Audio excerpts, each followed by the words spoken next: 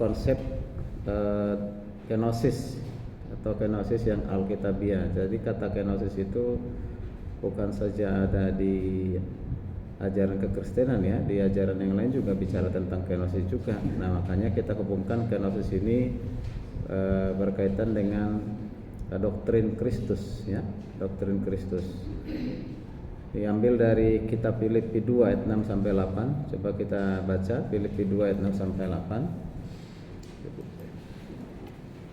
Ya, Filipi 2 ayat yang ke-6 sampai ayat ke-8. Yuk kita baca bersama-sama. Sudah ketemu? Filipi 2, masih ada yang masih nyari-nyari? Ya. Sudah 2 3 ya. Yang walaupun dalam rupa Allah tidak menganggap kesetaraan dengan Allah itu sebagai milik yang harus dipertahankan, melainkan telah mengosongkan dirinya sendiri dan mengambil rupa seorang hamba dan menjadi sama dengan manusia. Dan dalam keadaan sebagai manusia, ia telah merendahkan dirinya dan taat sampai mati, bahkan sampai mati di kayu salib. Ya, jadi ini surat Rasul Paulus kepada jemaat di Filipi pasal yang kedua ini memang bicara tentang kalau dilihat perikopnya di situ Lembaga Alkitab Indonesia buat apa? Tentang apa? Yes. Tentang apa? Bagaimana? Nasihat supaya bersatu dan merendahkan ya, nasihat supaya bersatu dan merendahkan diri. Iya, dan merendahkan diri. Ya, dan contohnya teladan dalam hal merendahkan diri itu siapa? Adalah Yesus. Jadi bagaimana bisa terjadi suatu kesatuan? Yaitu caranya ya masing-masing harus memiliki sikap rendah hati, ya rendah hati. Nah, belajar dari rendah hati teladannya siapa? Yesus. Jadi ini bersifat praktis dan juga bersifat doktrinal. Ya. Ya. Doktrinalnya di mana? Yaitu kenosisnya. Ya.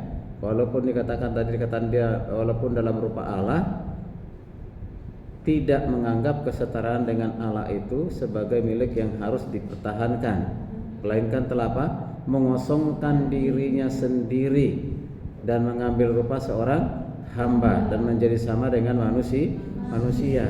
Jadi kata mengosongkan dirinya ini adalah satu kalimat yang sering satu kata yang sering disalah tafsirkan ya, yaitu tentang kenoo atau kenosis ya, kenosis itu ya, kenosis.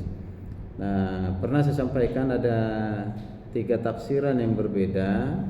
Tafsiran yang pertama mengatakan kenosis itu mengosongkan diri itu adalah di mana Yesus menanggalkan, melepaskan keilahiannya pada Yesus mati. Ya, pada saat Yesus mati.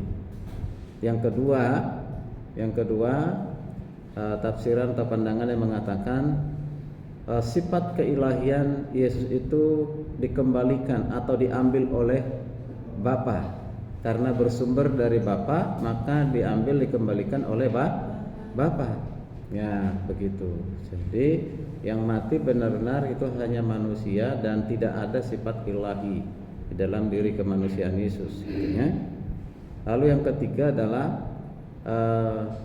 Yesus dengan rela tidak menggunakan sifat keilahiannya, dengan rela atau membatasi diri, tidak menggunakan sifat keilahiannya supaya bisa mati. Ya, nah supaya bisa mati. Nah, dari 3 tafsiran ini mana yang benar?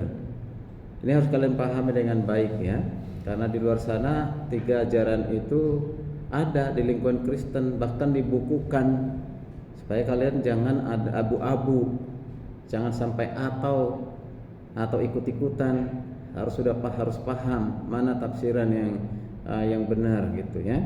Oke, itulah sebabnya perlu mempelajari konsep kenosis dalam kristologi yang kedua ini ya. Oke, sebelum masuk ke pemahaman itu, kita baca dulu Yohanes 11 ayat 25-26 bersama-sama 2-3 ya. Akulah pemberitaan dan hidup, barang siapa percaya kepadaku, ia akan hidup walaupun ia sudah mati. Dan setiap orang yang hidup dan yang percaya kepada salah satu ayat yang menunjukkan membuktikan sifat keilahian Yesus. Ya Yesus, yaitu yang memberikan apa? Kehidupan. Walaupun sudah mati, tapi dikatakan apa?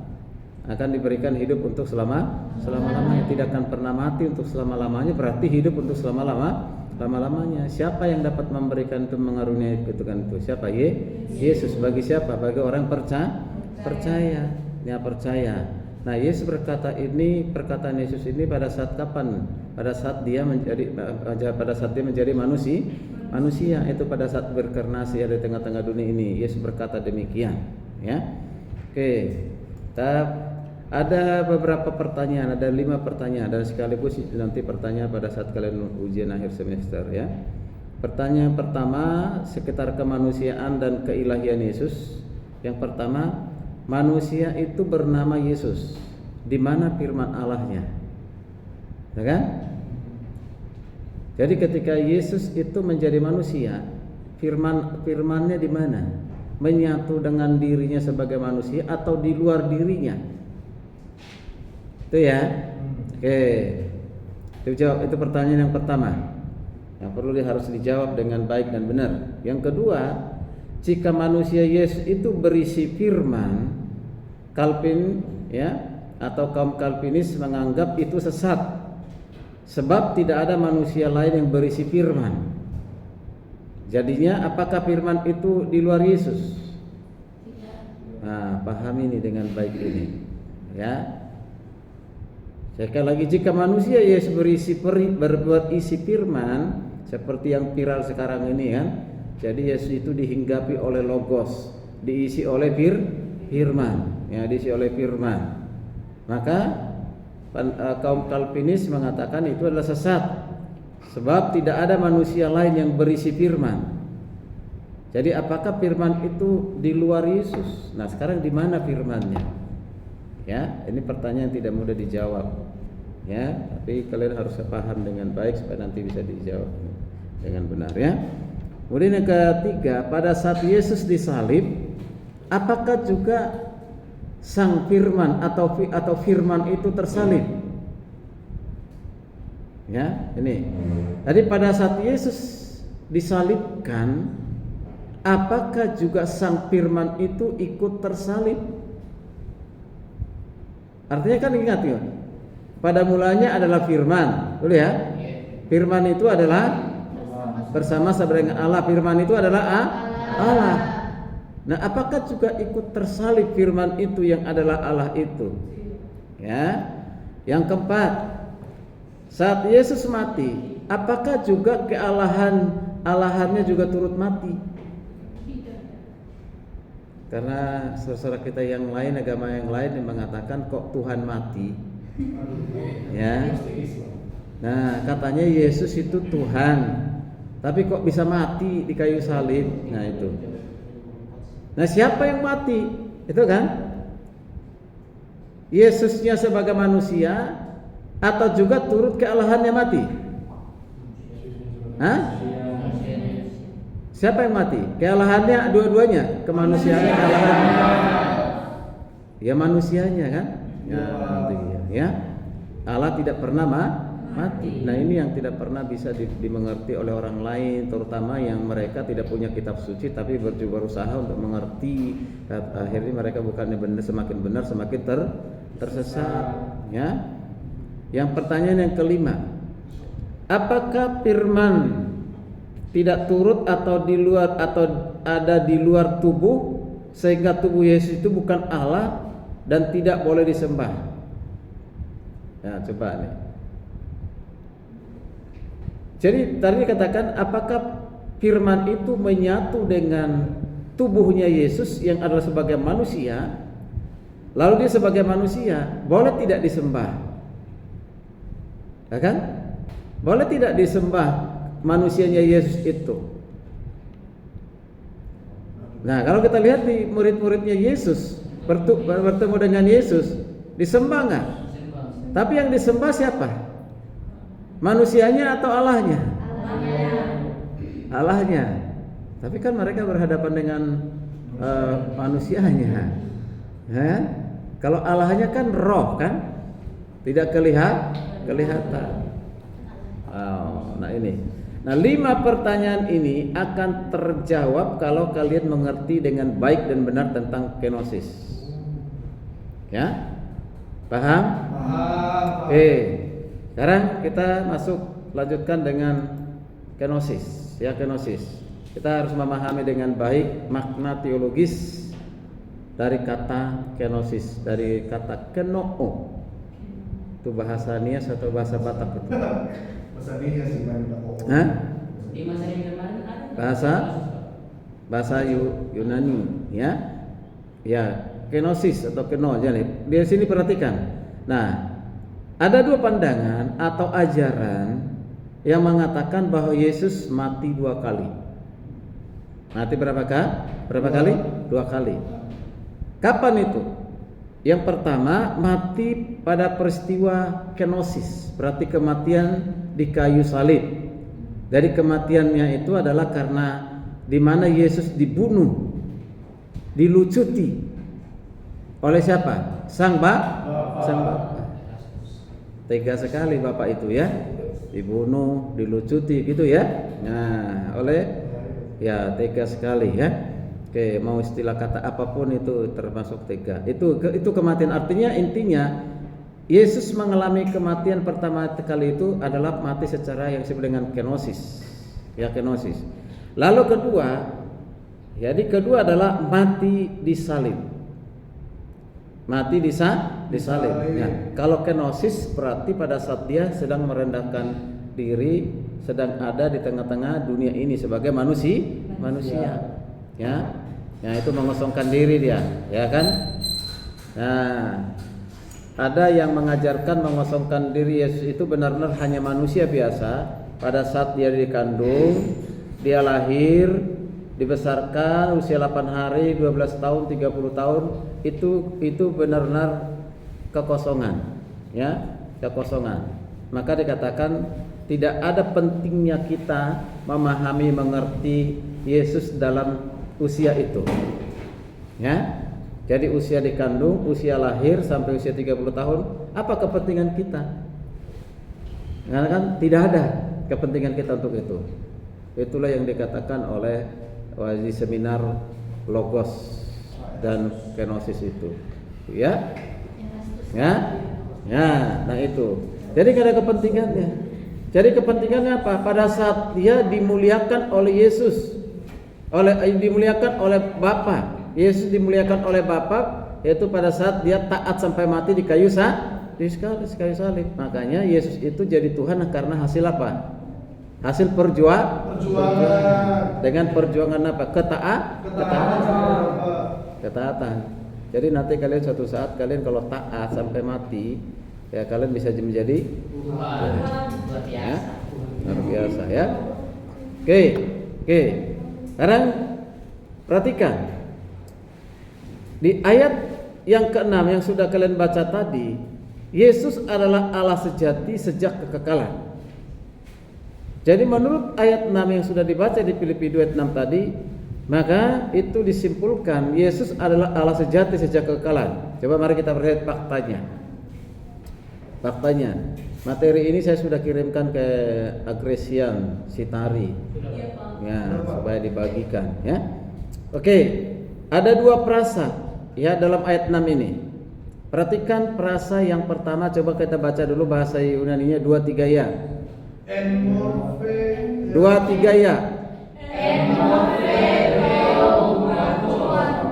Ya, enmorphe theo huparkon. Itu 6a.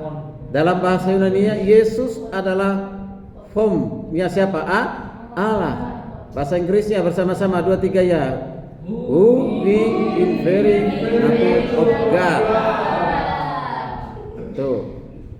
Menurut Lembaga Alkitab Indonesia dikatakan apa?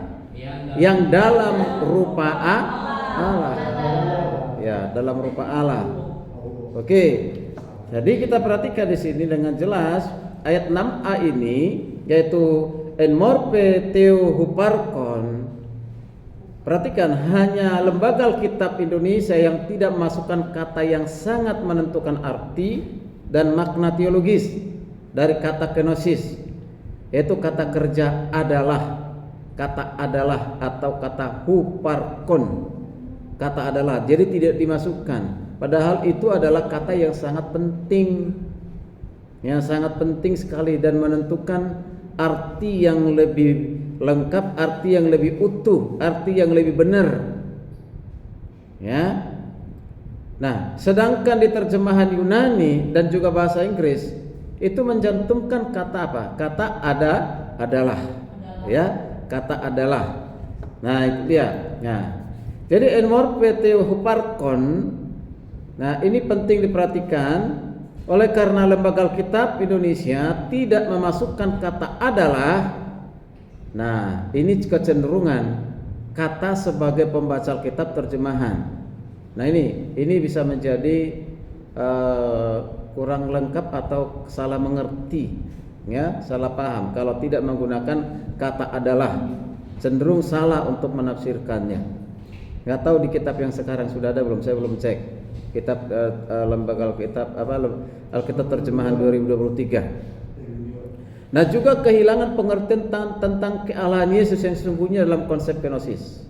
Kalau tidak menggunakan kata adalah, ya, sekali lagi, kalau tidak menggunakan kata adalah, itu bisa saja kehilangan pengertian tentang kealahan, keilahian Yesus. Jadi jangan hanya lihat dari bahasa Indonesia, Lembaga Alkitab Indonesia, lihat juga dalam bahasa Yunaninya dan juga bahasa Inggrisnya, ya. Nah, siapa yang bawa Alkitab yang baru itu? Ada bawa nggak? Saya tidak bawa. Apa yang baru tahun 2003? Siapa yang sudah punya? Tidak ada. Hah? Belum ada yang punya? Iya. Kamu kan sudah saya kasih. Aku nggak bawa, Pak. Astaga. Ini kasih ke saya. Oke, kita lanjutkan. Jadi untuk membuktikan Yesus Allah sejati sudah ada sejak kekekalan, jadi penting sekali memperhatikan kata huparkon. Artinya apa itu? Adalah atau eksis.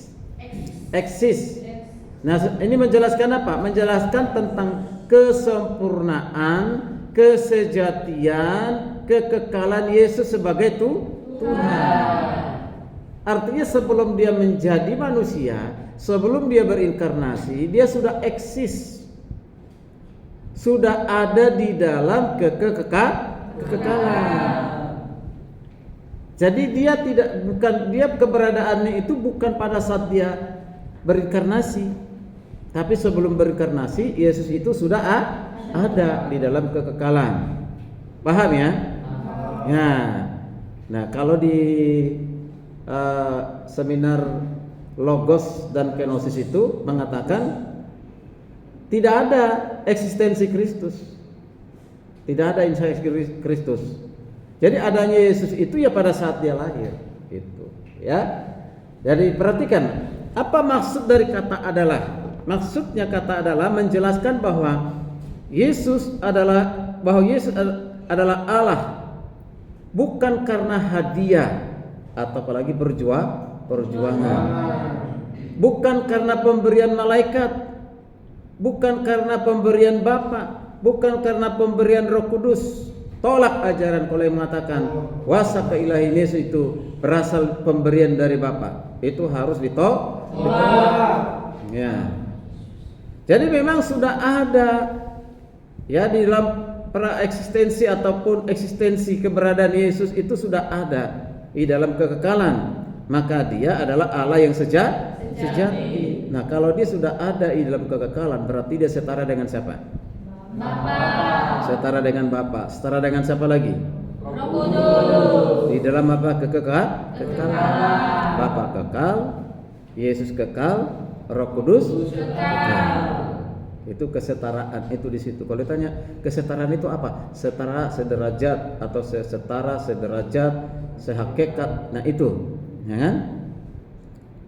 Nah, kemarin sudah kita putar itu satu video itu mengatakan dari sejak dulu sebenarnya saya tidak setuju bahwa Yesus itu setara dengan Bapa. Bapa. atau dengan Yahweh. Nah itu. Nah itu kan. Nah ini luar biasa. Oke. Jadi keberadaan Yesus sebagai Allah yang dijelaskan oleh kata huparkon tadi tidak akan pernah apa? Berkurang. Tidak akan pernah apa? Berubah. Tidak akan pernah apa? Terkontaminasi, apalagi mati. Tetapi Tuhan. nah, kemarin siapa yang itu bertanya, apakah ketika Allah menjadi manusia kealahannya itu berkurang mutunya kan gitu, atau kemanusiaannya berkurang karena pengaruh dari kealahannya. Nah ini jawabannya ini, ya, nah jawabannya. Jadi keberadaan Yesus sebagai Allah yang dijelaskan dengan menggunakan kata huparkon ini artinya tidak akan pernah berkurang, tidak karena berubah dulu, sekarang, sampai lama-lamanya. Tidak pernah terkontaminasi, apalagi kealahannya itu mati. Yesus itu kekal, tetap ada, ya, tidak akan pernah berubah. Paham ya? Oke, masih di ayat 6a. Baru di ayat 6a aja sudah banyak penjelasannya. Perhatikan. Nah, jadi kebenaran yang dipertegas tadi, kata huparkon harus dihubungkan dengan kata morpe. Kata apa? Morpe. Ya, morpe. Dan juga ada kata yang berbeda. Ya, secara leksion sangat berbeda dengan kata apa? Sema. Di ayat 7. Jadi ayat 6 ada morpe, di ayat ke-7 ada sema. Nah, sekarang perhatikan perbedaannya antara morpe dan sema. Ya, apa itu sema? Baca bersama-sama 2 3 ya.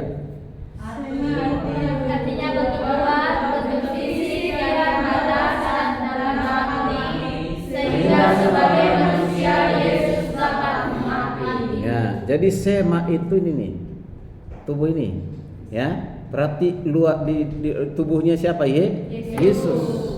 Yaitu bentuk luarnya, bentuk fisiknya yang bisa dilihat dengan mata kepala. Dan dia terbatas, dia bisa diraba, betul ya, bisa ditertawai. 1 Yohanes, coba baca dulu 1 Yohanes 1 ayat 1 sampai 3. Ayo, tambahan itu ya. Sudah 1 Yohanes 1 ayat 1 sampai 3? Sudah? Baca bersama-sama 2 3 ya. Pada mulanya adalah firman. 1 Yohanes. Apa yang telah ada sejak semula, yang telah kami dengar dan yang telah kami lihat,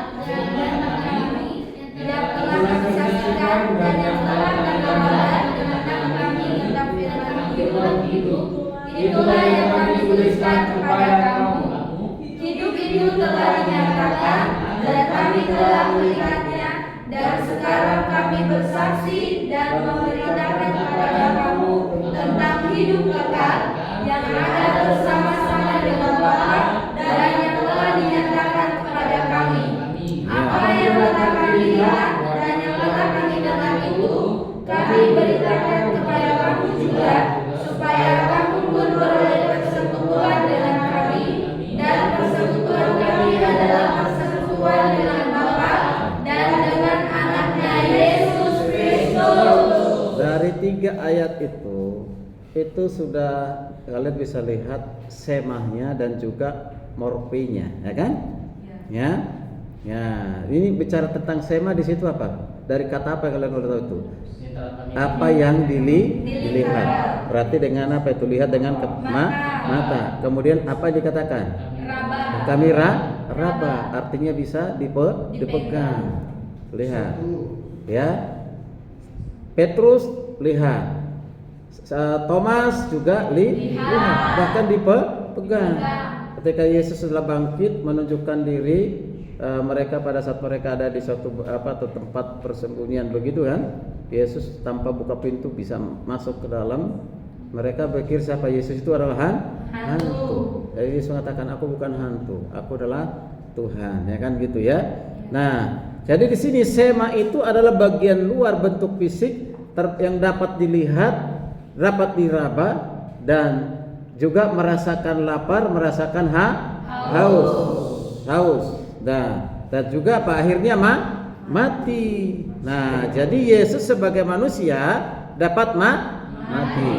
Ya, dapat mati. Itu ya. Oke. Coba kita lanjutkan. Saya mengganti baterai. Kok telinga saya dulu tiba-tiba habis tuh. Saya nggak dengar lagi suara kalian ini. Ya, masih menunggu mujizat tapi belum sembuh ya. Mudah-mudahan di bawah. Oh ya ada. Oke. Jadi bersyukurlah kalian yang punya telinga masih normal ya. Tapi tetap semangat. Saya semangat karena melihat kalian ini supaya jangan terombang-ambing dengan ajaran-ajaran yang nggak jelas itu, ya kan? Itu. Kenapa dibuat ada kristologi 4 SKS? Ya itu tujuannya tuh itu. Supaya kokoh di dalam ajaran sentral iman Kristen. Hakikat iman Kristen itu adalah siapa? Yesus. Tadi salah mengerti Yesus, rusaklah iman kalian, ya kan? Gitu. Bukan hanya rusak, binasa. Nah? Oke. Baik. Ya. Sekarang perhatikan kata morpe. Tadi sema. Ya, sema. Sedangkan morpe adalah itu disebut dengan form ilahi, supranatural, yang menjelaskan apa? Esensi kealahan Yesus. Sekali lagi, esensi kealahan Yesus yang sudah ada dengan sendirinya, bukan diperoleh, bukan diberikan, bukan dicipta, tapi sudah ada di dalam kekekalan bersama dengan siapa? Bapa dan Roh Kudus. Ini sesuai dengan Yohanes 1 ayat 1, yaitu pada mulanya adalah firman. Yaitu ada dulu dikatakan apa di situ? Coba baca dulu Yohanes 1 ayat 1, baca lagi. Yuk. Pada mulanya adalah firman, firman itu bersama-sama dengan Allah, dan firman itu adalah Allah. Ya, firman itu adalah Allah. Ada kutipan bahasa Yunani-nya prostonteon. Ya, prostonteon.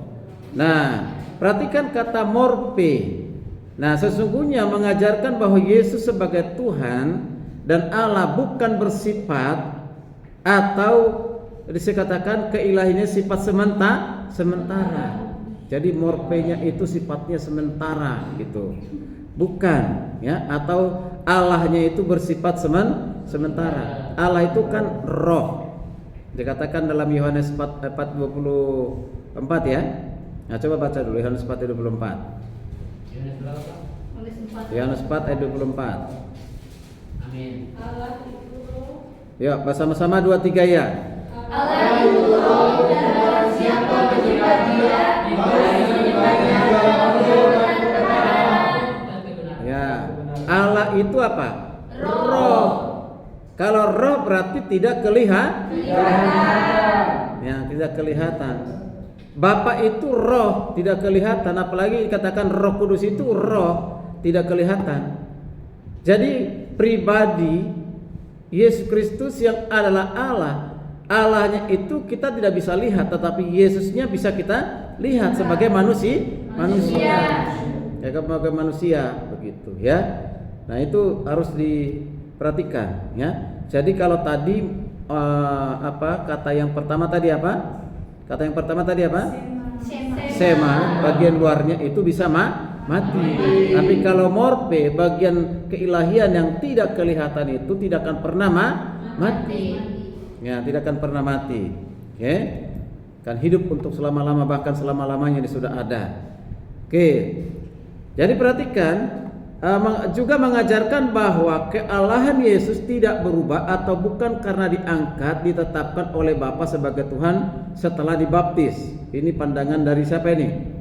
Ebionitisme, yang mengatakan Yesus itu diangkat jadi Allah atau diadopsi ataupun diwisuda, ya, menjadi Allah pada selesai baptisan atau pada saat baptisan. Ini kan ajaran yang bukan hanya miring, ajaran yang sesat. Kalau saudara perkuliahan selesai selama 3,5 tahun, 4 tahun berjuang, kalian taat belajar, akhirnya kalian wisuda, menjadi mahasiswa, menjadi apa? Sarjana. Nah, itu benar. Tapi kalau Yesus bukan karena dia berjuang taat, ya baru dikatakan dia apa? Menjadi Tuhan. Ya, jadi begitu ya. Jadi ini jelas sekali nih. Jadi kata en morpe theo huparkon, yaitu kata morpenya, yaitu kealahan Yesus tidak berubah, bukan karena diangkat, bukan karena ditetapkan oleh siapa? Bapa sebagai Tuhan, bukan. Apalagi setelah dibaptis. Ajaran itu ajaran manusia yang sangat keliru ya. Jadi kebenaran ini diperkuat oleh makna perasa dari kata, kita perhatikan, yaitu lebih menegakkan lagi bahwa Yesus adalah Allah yang setara dengan Bapa. Allah itu setara dengan Bapa. Coba baca Yohanes 10 ayat 30. Itu salah satu menunjukkan satu kesetaraan. Yuk. Sudah? Aku dan Bapa adalah satu. Aku dan Bapa adalah satu. Apa maksudnya aku dan Bapa adalah satu? Kata satu di situ. Apa kata satu di situ? Setara, sederajat. Kok seimbang? Jangan gunakan kata seimbang. Tapi ada yang mengatakan, punya pandangan, punya tafsiran mengatakan itu satu itu bukan menunjukkan kepada setara atau sederajat, tapi satu visi, satu misi dengan Bapa. Misinya apa? Misi pengembalaan. Jadi Bapa itu punya visi pengembalaan, diturunkan, diberikan kepada Yesus, sehingga Yesus pun sebagai penggembala yang ditugaskan oleh Yahweh. Ajaran ini harus kita tolak. Harus kita tolak. Ya. Mengapa? Karena tidak melihat ayat itu secara keseluruhan. Harusnya diperhatikan itu, tidak perlu ditafsirkan dengan muluk-muluk ataupun dengan susah-susah gitu. Itu sudah jelas di situ menunjukkan kesetaraan Yesus dengan Bapa. Sama-sama merencanakan keselamatan, ya kan? Ya, merealisasikan keselamatan, menjaga memelihara orang yang diselamatkan. Nanti bacalah itu ayat 27 sampai 29. Itu tentang jaminan keselamatan yang direncanakan oleh Bapa, dikerjakan, dilakukan melalui dan di dalam Yesus Kristus, dan dengan pekerjaan Roh Kudus mematraikan orang yang percaya kepada Yesus menjadi milik Allah, menjadi anak-anak Allah. Amin. Nah, ini baru satu en morpe theo huparkon ayat 6a. Ya, akan kita lanjutkan dengan